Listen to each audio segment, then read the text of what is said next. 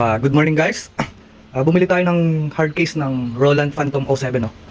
Ito palang case na to ay rifle case. Yan. Kasya naman yung Phantom natin. Kaso yung foam niya sa ilalim medyo mataba. Yan. Ngayon, ikakat natin to sa gitna para magkasya yung Phantom natin no. Wala yung ginawa nating DIY ano. Bali gagamit tayo ng nichrome wire. Yan. Tapos gagamit tayo ng DC power supply no para papainitin niya tong nichrome wire. Siya yung puputol ng ng foam natin. Yan, bali kakabit ko siya dito. Yan.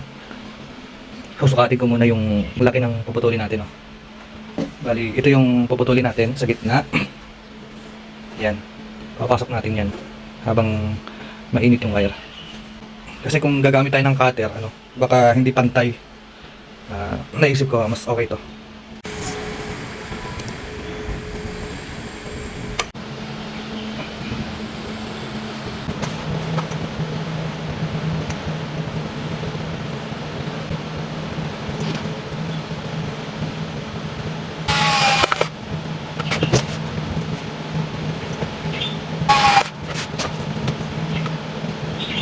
At kinabit na natin yung nichrome wire natin Ayan.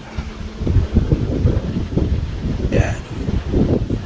Sukatin natin. Sakto. I-set natin to sa 15 volts. Yan.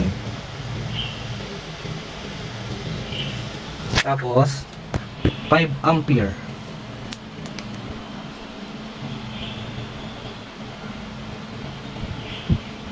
Yan. I-on natin yung DC supply natin Yan. Ayan guys, nagbabaga na siya Subukan natin. Meron ako ditong foam na maliit Tutok natin yan. Ayun. Ganda na pagkakaputol guys.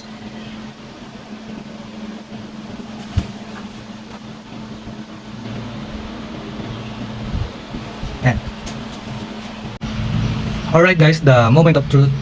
Subukan natin. I-on natin yung DC supply. Yan.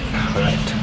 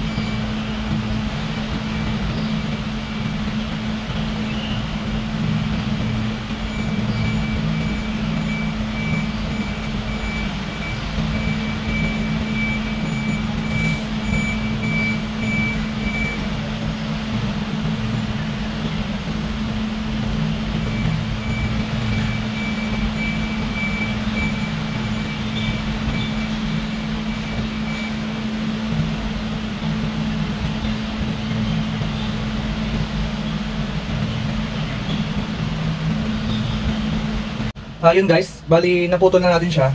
Yan. Kung makikita nyo, ang ganda na pagkakaputol Pantay na pantay. Yan. Hindi ko siya na-videohan ng full memory ako.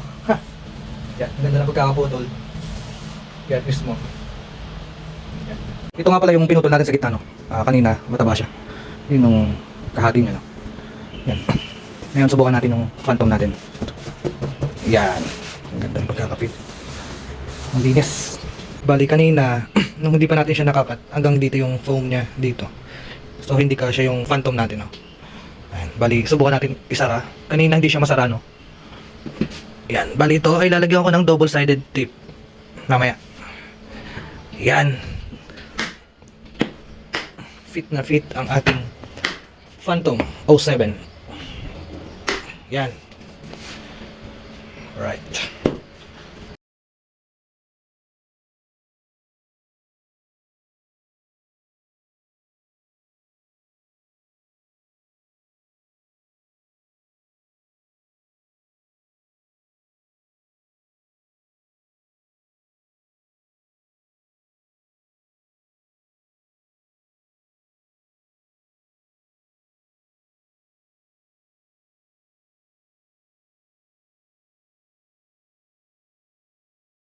Alright guys, ito na yung ating finish product. Yan. Yan, nilagyan na natin siya ng double-sided tape. Yan, naka-fix na siya. Nilagyan ko rin siya ng, ninukitan ko rin siya para sa switch. Yan. Subukan natin guys. Ayun, mismo no. Fit na fit ang ating Roland Phantom 07 Yan.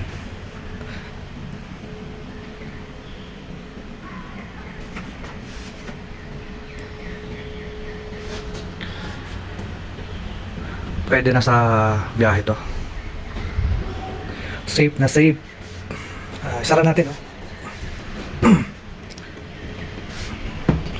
Iyon.